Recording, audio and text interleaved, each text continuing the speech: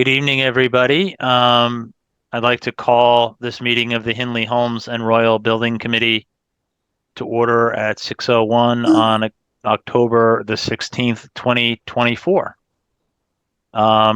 First thing, just some housekeeping, is to approve the meeting minutes from our September 25th meeting. Can I get a motion to approve those minutes? Jill moves, Jameson seconds, all in favor?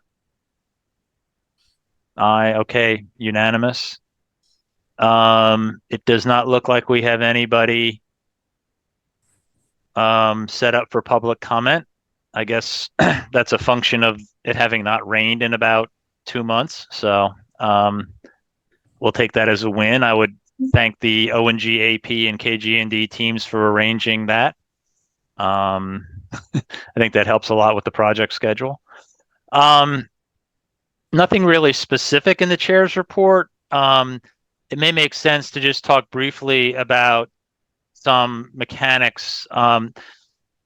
The monthly reports and the pay apps that Scott sent around yesterday, Monday.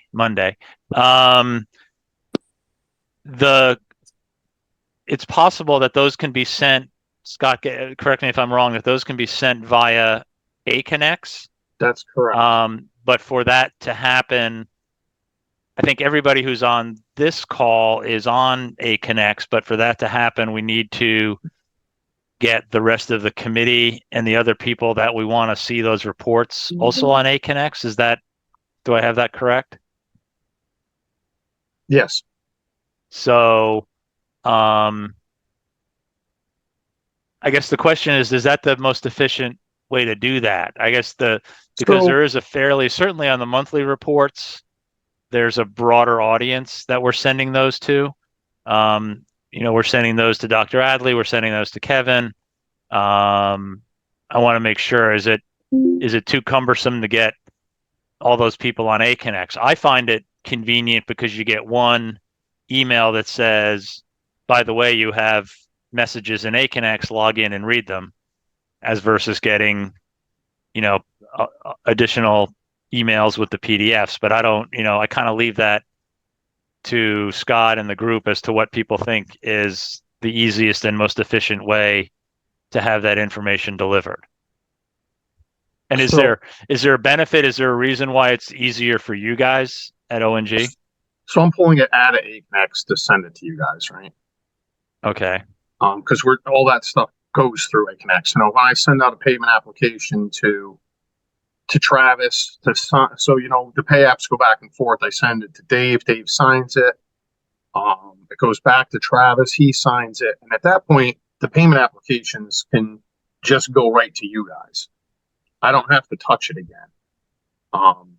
Otherwise, once Travis signs it, then I take it. I got to pull it out of AConnex, put it into a file, PDF it, and pull it out of when I pull it out of AConnex, and then put it into an email to everybody. Although it doesn't sound like it's a big deal, it's just time. I'm just touching the time. It's over and over again. I think it's also important to add that most times, since it's 3 projects within one, you have to reduce the files in order to send them all in one email. Versus AConnex, you could just simply file transfer through the website. You're not limited by files. Yep. I appreciate, guys, that it's easier for you in AConnex, but what do you typically do on building projects, given that, number one, there are probably multiple sources of information? So, for example, we're getting a financial report that also incorporates soft costs and helps us evaluate contingency.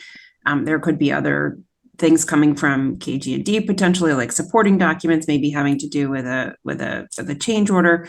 So, and we don't have everyone who would be on this meeting on AConnex. So what is your standard practice when you're working with schools?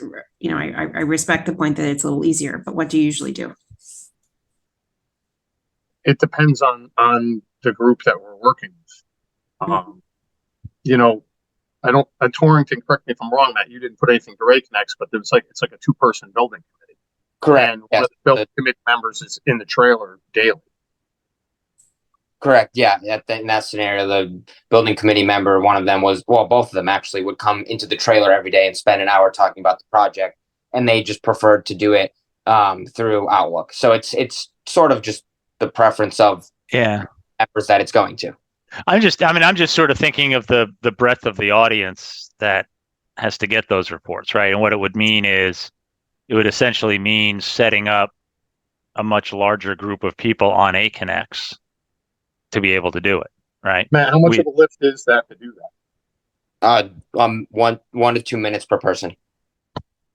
I think the other question, Chris, we might want to just check in with Town Hall about is just ownership of the materials. Well, right, because we have to be very sensitive to Freedom of Information Act and transparency issues, right? Is that where you're going, Jill? Yes, and if somebody wanted to recreate kind of the history of the project, what process would they have to go through to, The thing about AConnex is that if we are sending you something through AConnex, the history is there. So it's tracked so you would see, I could pull it up in AConnex and you'd see when I sent it to Travis, when Travis sent it to you, it's documented. And if it comes back to me and then I have to resend it, that all gets documented in a ledger on the side of the screen that shows you every transaction that happened with that document. Mm-hmm. But if we get so I understand it creates an audit trail, but if we get a FOIA request and we need to find something, or the project is 2 years gone and we need to find some specific piece of information, I think that's the question, is just where the data resides. Well, it would be in AConnex. I mean, if I send it to you through Outlook, where does it reside with you? Right. It ultimately gets archived, or it just sort of sits in your Outlook. Yeah. You guys can still take it. Somebody can still take it out of AConnex. When you get the documents, you can still PDF it and save it where you need to save it. As long as you don't sunset the accounts, right? Yeah. That's what I was going to say, is if the account gets closed or sunsetted, then do we still have access to all that data? Probably not. Well, but what were you going to do with the data if I sent it through Outlook? It gets archived in those email, like on the servers. Yeah, it becomes town. It's town. In effect, goes into the town email server archive. Scott, I could look into that as to what happens after the project, but I have access to every single project that has occurred through ONG's history in AConnex, and nothing has been sunset yet. But I can look into that answer and get that back to you guys. In the meantime, maybe Chris, you can ask Kip if you don't mind, what they did. Kip didn't do anything through AConnex because he just didn't. I didn't think he wanted to learn how to use AConnex. Okay. Yeah, I mean, that's partly what it is, right? I mean, I'm thinking it's, in terms of who we send the information to, it's the building committee, it's Dr. Adley, it's Kevin Munret, it's Jen Charneski, who's the town director of finance. It's probably Rich Rudel, who's the director of finance for the school board. So it's sort of expanding. It would be expanding the universe of people who are on AConnex by at least that group. So, like I said, you guys can tell me no. This is just an idea. We are going to be sending you the change orders through AConnex. Correct. Right, but the idea there, just to go back a little bit, the idea there was a somewhat smaller universe of people who were going to be reviewing those, as they came up. Like I said, if you feel like it's too big of a lift, I'll just keep sending them through Outlook, and we'll just do the change orders through AConnex. Anybody else have a thought on that beside me and Jill?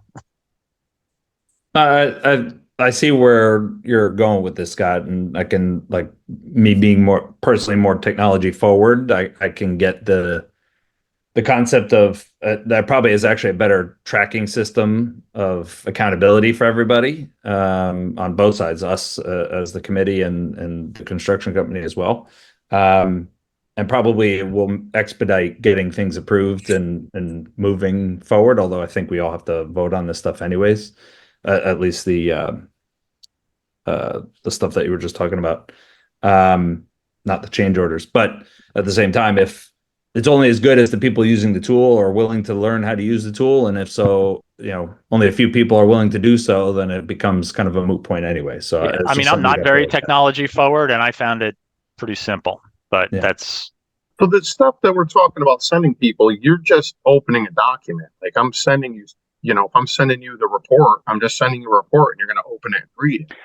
it's just coming via a different platform. That's right. I think that's all it is. I think, and honestly, maybe we try it, right? Maybe we give it a shot. I think, again, it's everyone on this call, I believe, is already on it.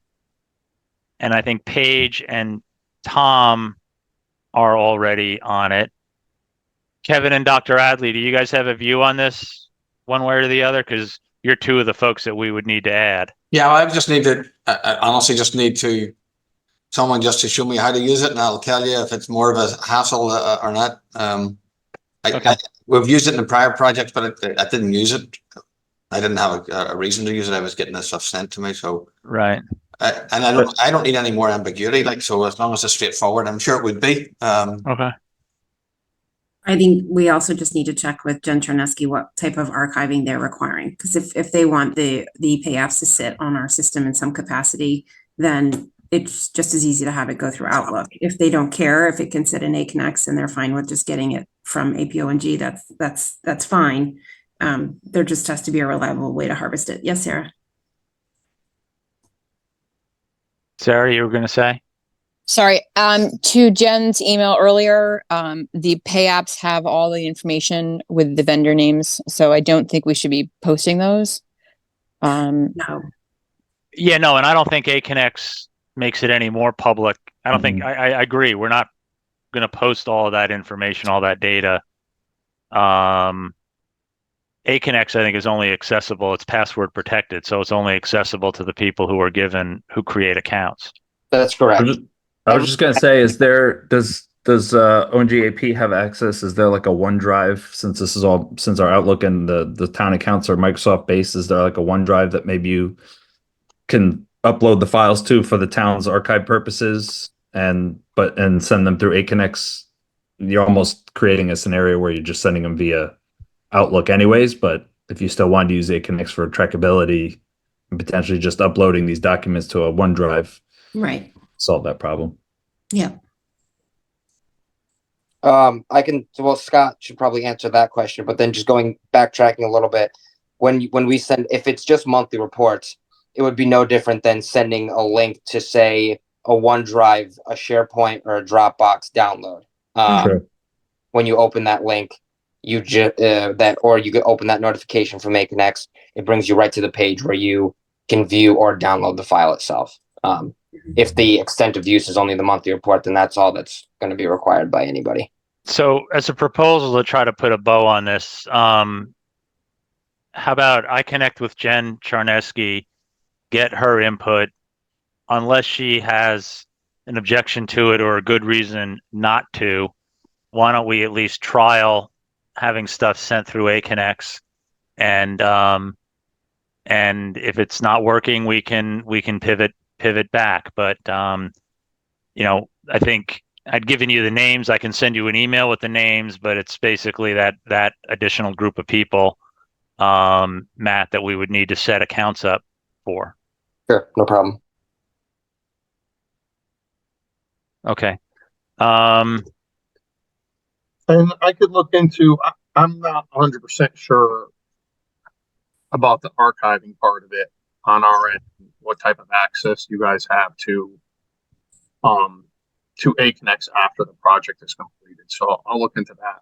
Yeah, that'd be great. That'd be helpful. If you could get back to me with that, it would be nice to be able to, I'd like to hear that before I go out to Jen, because I expect that logically to be one of the questions she would ask. Yeah. Okay. Let me find that out. I should be able to get back to you tomorrow on that, Chris. That would be great.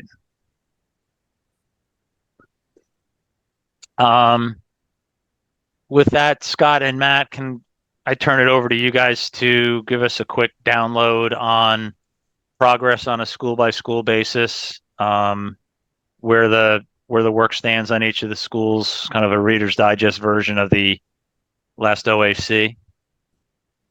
Yeah, sure. Folks. So I was not at the last OAC meeting, or the one before that, actually. Which I was kind of disappointed about, but okay. Why, did you miss me, Chris? Well, you know, I have to use up some of my vacation time before okay. I use it at the end of the year. I haven't taken any vacation since this project started, so Uh, well, let's keep going. So, quickly, I can run through where we are with the projects. I can start at homes. I'm not sure what everybody's awareness is of where the projects are at, but we had started the steel erection at the end of the month. They're finishing up at the end of September, so now they're finishing up the decking on that. Once the decking is completed, we'll be moving forward on getting the roof on and progressing with concrete slabs, the second floor slab in the classroom addition, the slab on grade in the classroom addition. The 2 basement slabs are going to be poured. This will all be happening on Monday over there at Homes. We had started some of the framing on the front portion of the music addition where the corridor is going to be. That had some roofing work tied into it, as that new roof for that corridor is tied into the existing building roof, which has also been started. And we had a little bit of we had some RFI questions on that, on the actual tie-in to the structure there, that we worked through over the past week and a half, which is ironed out. There shouldn't be any additional cost to that. It was just more of a constructability RFIs. And we'll be wrapping up the remainder of the music wing addition over the next couple of weeks. There's a small section of foundation left to pour there that sequentially will be done once we start backfilling around that basement portion of the music addition. Just component wise, how it has to be built. That's the way it had to go in sequence. Did they have the beam signing at Homes? I know they did it at Hindley. Did that occur at Homes as well? We did have one at Homes as well. That went pretty good. There was we actually had a video of that taken. That was pretty fun. I actually attended that one. I didn't make Henley's. The kids really enjoyed it. I think everyone that the whole school enjoyed it. They were a pretty rowdy bunch when they were out in the field there watching the crane lift that up. It was fun to watch. And then we're gonna we'll also be having one at Royal on Monday. I'm sorry, say that again. We'll be having a beam raising at Royal on cool. Monday. They signed their beam and their column today. The steel came on 10/14, and we've been rolling pretty well with that. So it's moving along pretty well over there. So again, that beam signing will be on Monday. Right now, that's about the steel is happening on site, and that's going to last for all of next week and part of the following week, finishing up with detailing work and decking. So other than that, on the Royal site, it's going to be pretty calm because with them working overhead, we can't really have anybody else on the site right now working below them. Right. But once they're finished up with moving the stuff with the crane, the site contractor will come back and we'll continue working on drainage in the courtyard and sanitary sewer lines. So that work will be progressing coming in the following week. So hopefully by next building committee meeting, we'll have slabs poured there as well, and working on getting towards the roof closure. And I'm seeing Matt's on the call. I'll let him talk about him.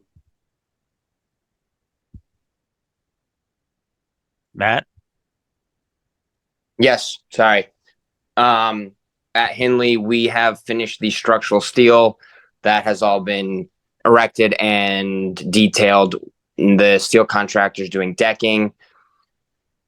And then we have the roofer beginning on Monday. We have concrete slabs beginning in the coming weeks to follow. Prior to that, we had the site contractor excavate for underground plumbing in the basement and under the main floor slab in the new addition. All of the radon mitigation systems under the concrete slab of the basement have been installed. And there we'll be looking to backfill the foundations now that all of the steel has been detailed and the metal decking for the slab on deck has been installed. Just so you guys, to give you a little bit of background on that, what Matt was just kind of alluding to is the basement, the deep basement portions of these additions. We couldn't backfill all the way. We can only backfill about 4 to 5 feet of the foundation until the actual steel was installed. That will create the floor above. It actually is all part of a diaphragm, so to speak, and the concrete walls are not designed to be strong enough to hold the soils back on their own as like a technical retaining wall. So with the steel tied in, the metal decking tied in, it creates a whole diaphragm that allows us to bring that material up to grade. And that was at all 3 schools and all the basement areas. So it's a sequencing thing, and it's a slow process to have to go through that. You guys have some great pictures in the back of the monthly report. Any chance you could just point to what you're talking about as you go through it? Oh, yeah. Can I share my screen to look at this, or? Mm-hmm.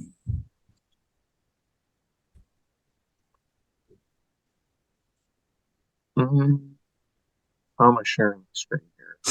Is this on the bottom? Yep. Host disabled participant screen sharing. Who's hosting this meeting? Is that Sarah? You are now. Thank you, Sarah.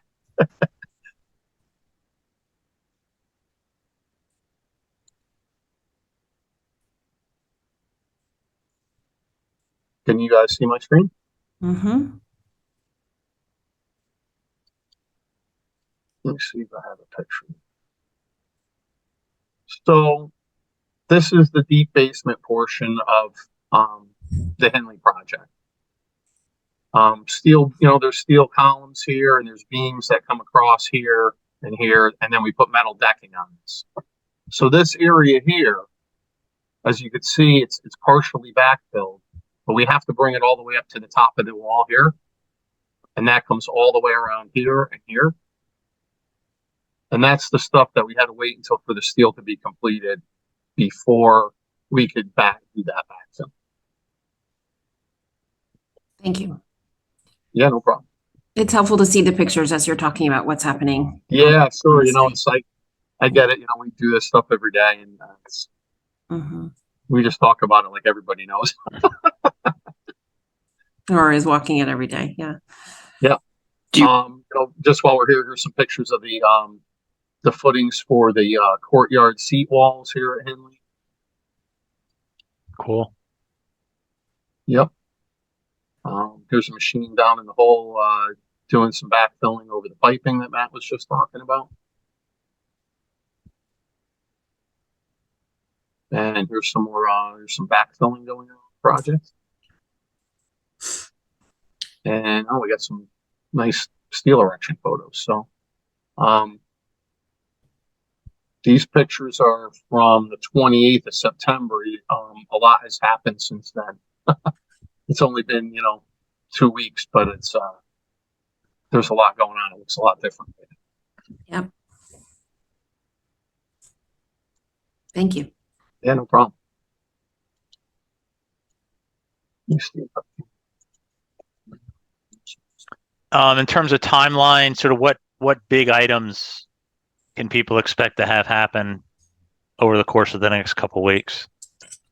So, as you heard I don't know if you guys picked up on it, but as you heard, like through me talking about Holmes and Royal and Matt talking about Henley, all the projects are pretty much at the same stage, right? They're very close to being at the same stage where you have steel erection, slabs going in, underground plumbing. So the next big things that are coming up from now is the biggest milestone we're racing for now is watertight, to get these buildings watertight. So that means a roof, walls that have AVB, and window holes that are covered in some fashion, either with a window or temporary coverings to make the building watertight. We get temporary lighting in, then we can start wiring and framing and doing all the stuff in there, working towards finishes. But it all begins with getting watertight. So watertight isn't 100% finished to keep the elements out, but it's probably 98% complete to keep water elements out. There's a lot of detail work that has to happen, for instance, between roofs and walls where those connections are made, and then obviously getting in permanent windows. Will the roofs be done in stages, or because I know, the plan is to do new roofs on all the schools on the entire school. I'm sorry, replace the entire roofs on all 3 schools. But as part of what you just described is the idea that you would just do the new roofs on the new additions, and then the roofs on the rest of the schools would happen at another time? So yeah, so the biggest thing we're trying to accomplish right now is the additions. The roofs that are on the existing schools. I know at Royal we're trying to work around some time off to get a head start on some of the roofing projects, and I've kind of instructed all the teams to look at their projects as a whole. We're trying to I want to try to accelerate some of the work that was supposed to be done next summer because we have so much to do next summer. Anything that we can get done is just going to be a benefit to everybody because we have to have all these additions up and open for you guys for the end of summer, as well as phasing inside of the existing buildings over the summer. So anything that we can accomplish to get us ahead for summer work is what our goal is right now. And roofing is part of that, Chris. So roofing dunnage, and what that is that's steel that lays down on top of the roof for new HVAC units on each of the those all go on the existing buildings. With coordination, we have some details to work out there. And with the coordination, just to recap that, I don't know if everybody's up to speed on what that is, we have people doing 3D models of all the buildings to show the piping and ductwork and electrical that runs through them to make sure that we can fit everything into the space that we have. Ceilings work and lighting works.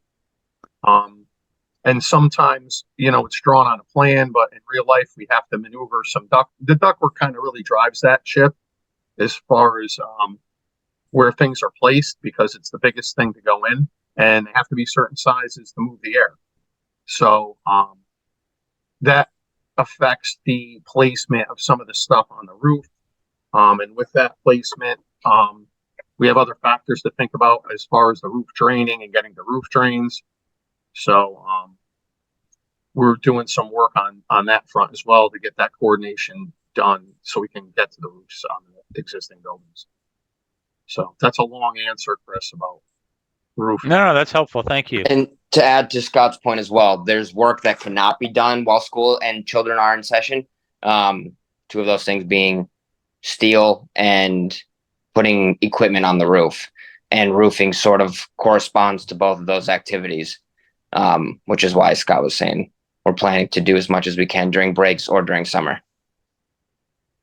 Got it. Okay. One thing that came up, Scott, you and I talked about earlier today by email, was that the monthly reports indicated that there were some change orders in process. There was a change. You were starting to populate some of the change order logs. Maybe you can just bring people up to date on where the status of the various, both in scope and out of scope change orders stand.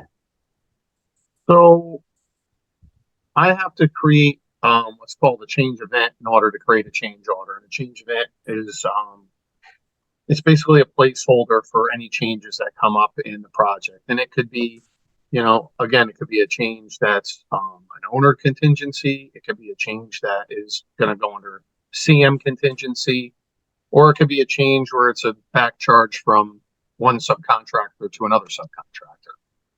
You guys wouldn't see those. Those are internal, the back charges, but you will get the change orders of owner contingency or CM contingency.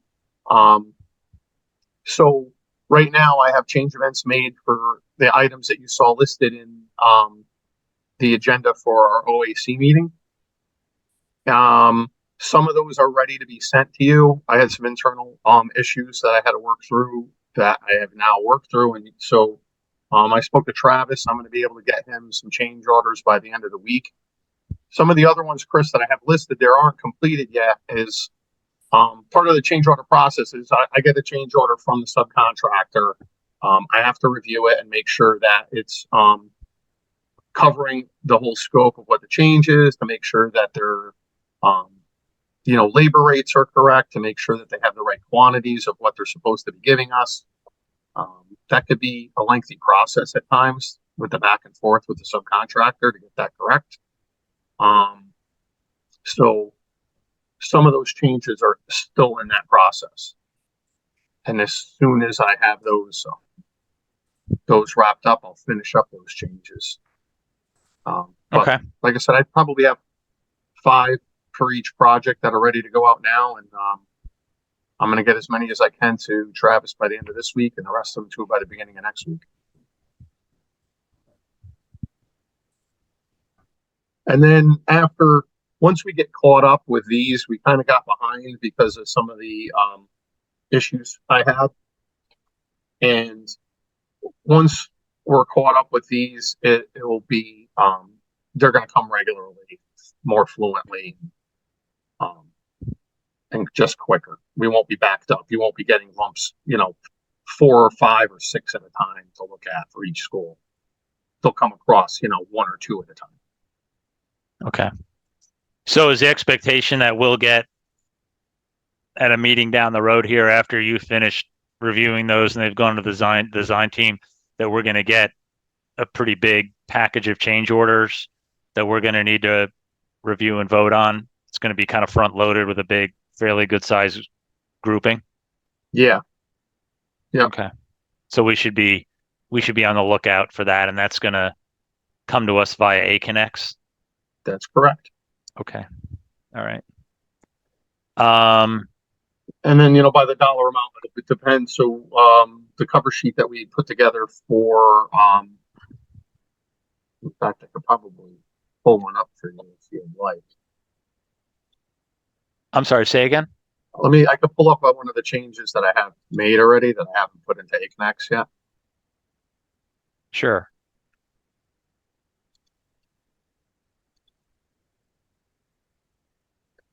So here's a cover sheet of a change order for that 24-inch storm piping repair.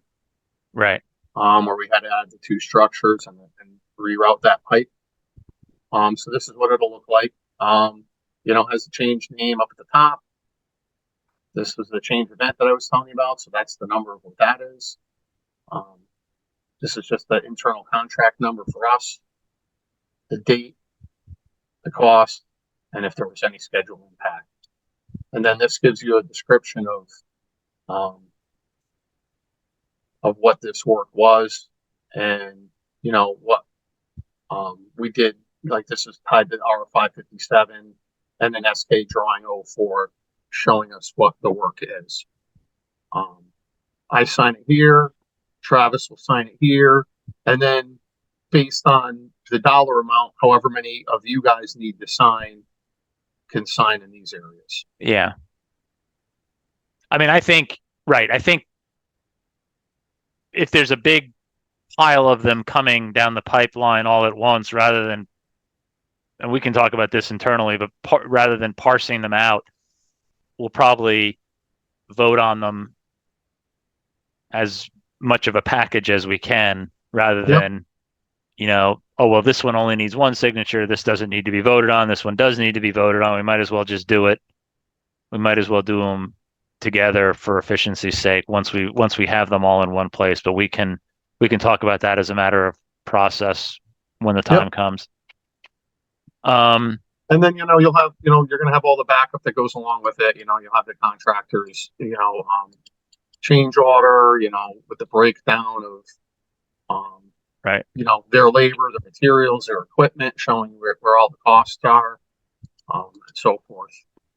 And then, backup, of that breakdown there. This is backup of, like the equipment, what it costs. So all that backup will be involved with it, as well as, the RFI and anything else that's tied to this.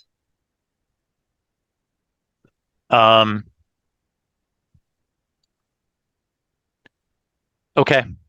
Alrighty. Sounds So like a plan. that's like, Hey, can we just jump? I know, Jameson, you need to leave briefly, leave very quickly. Can we quickly, I know it goes out of order. Can we go ahead? We'll come back. And maybe we can jump ahead and vote on the pay apps. That's the only thing that we have to take action on today. Sarah, Jill, any reason we can't do that?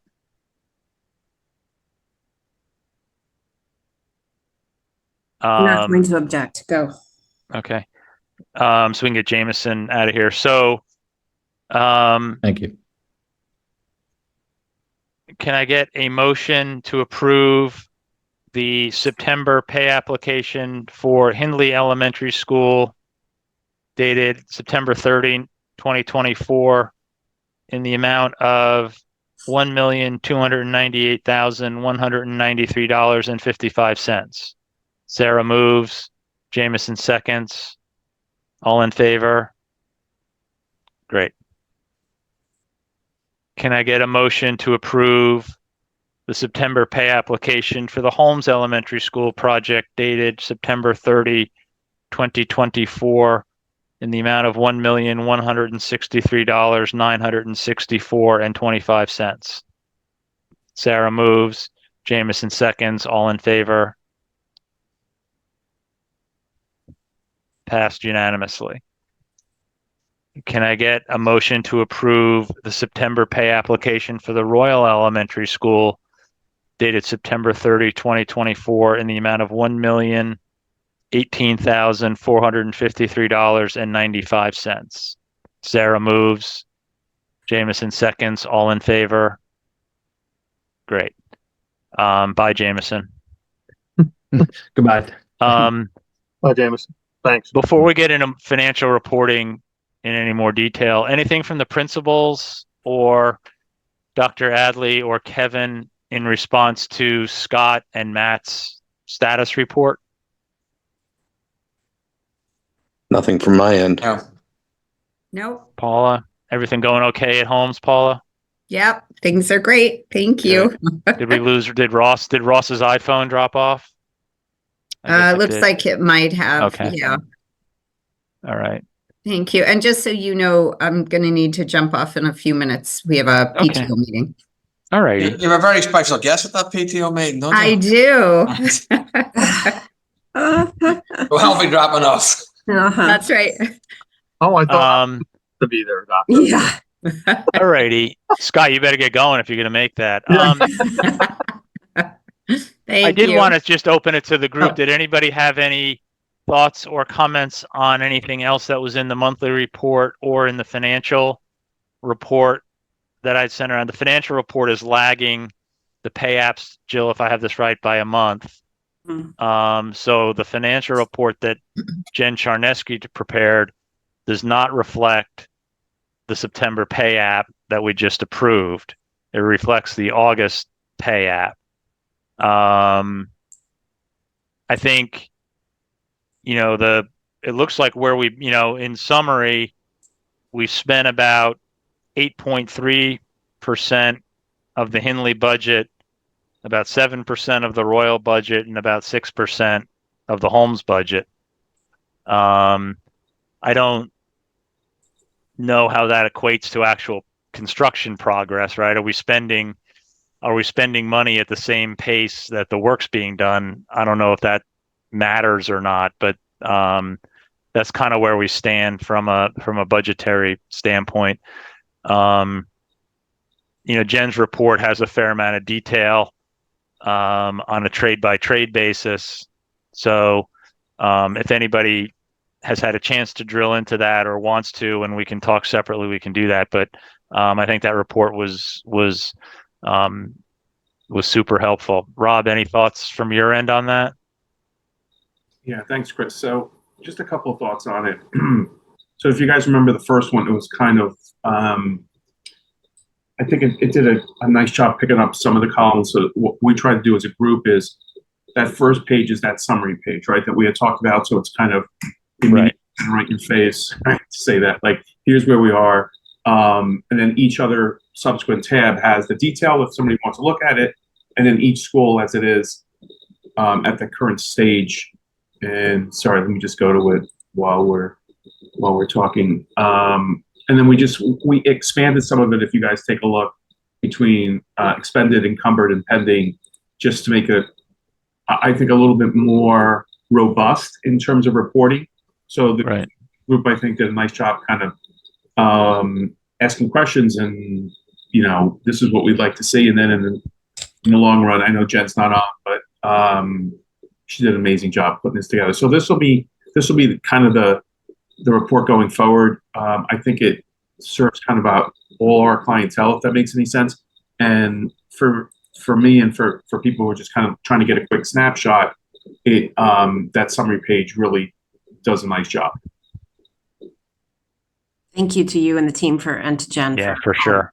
meeting together and updating it. Happy to push it forward, Jill. I just want to make sure it kind of fits what everybody wants, and I think it does.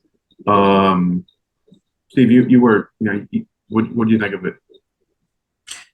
I think it looks great. Yeah.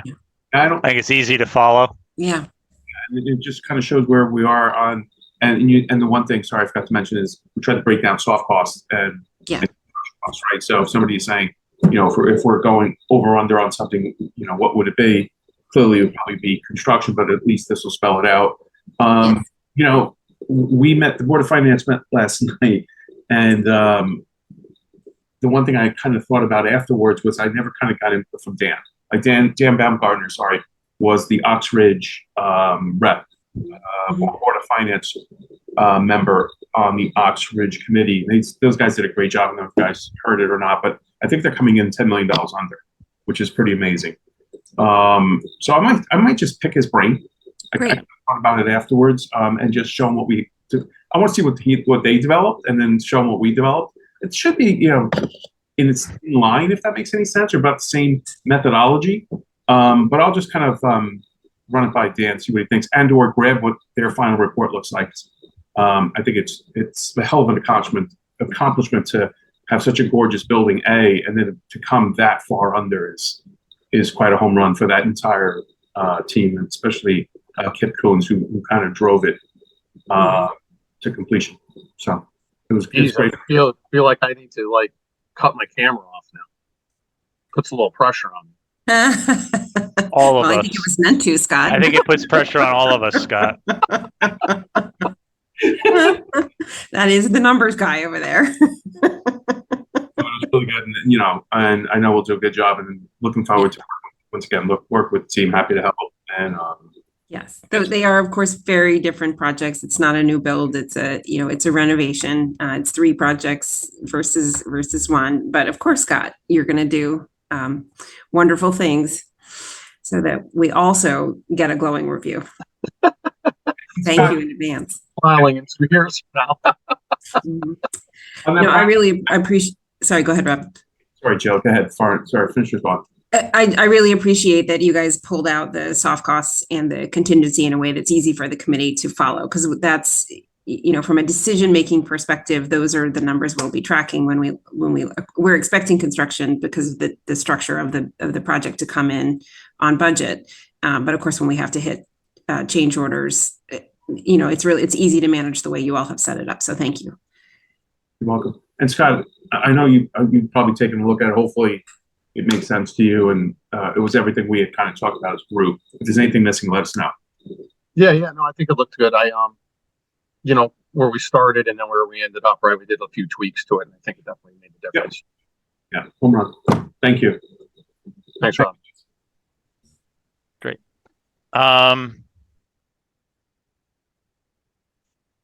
That was all I had. Anything else that the group would like to discuss, bring up? I know we have communications update on the agenda. I didn't know that there was anything specific we needed to cover there. I think just in closing, I'll substitute in for the communications and just show the committee these, if you can, I don't know how to get my camera to work, but there were these really cute pictures. Ugh, the camera's not working. That the kids did for the construction guys. I don't know if it's not, there it is. You can sort of see that's a heart, but half of it's under construction. These cards, I have a couple of them here. They're full of fun comments from the kids, just saying thank you to the construction workers. So, or thanks to the principals for organizing that for the community. Yeah, Scott, you had that cool picture of like everything posted on the outside of the trailer, right? Yeah. Yep, there was that was over at Holmes. I think they put everything up on the trailer there. It was everybody really enjoyed it. I mean, the comments. We still have some of we've kept some cards up there because they're very funny. There were some funny ones. In fact, I know that, and this is probably a good forum to bring this up. Matt had a beautiful one in his trailer. He said that we were doing a nice job with the construction and that we could take all the time that we need.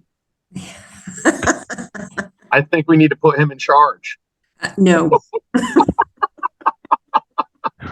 You get that right out of your head right now.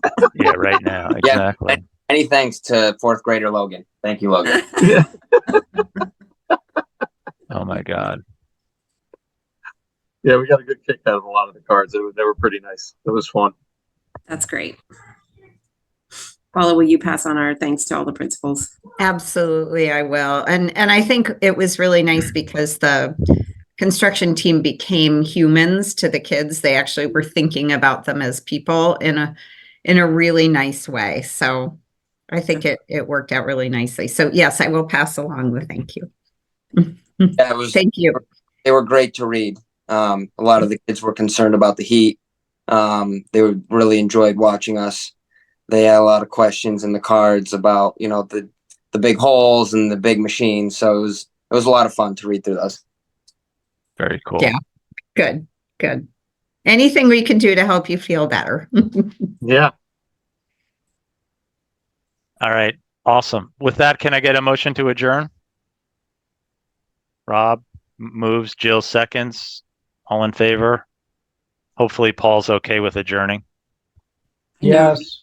All right. Thanks, everybody. Have a great night. Great. See you all soon. Good night, everybody.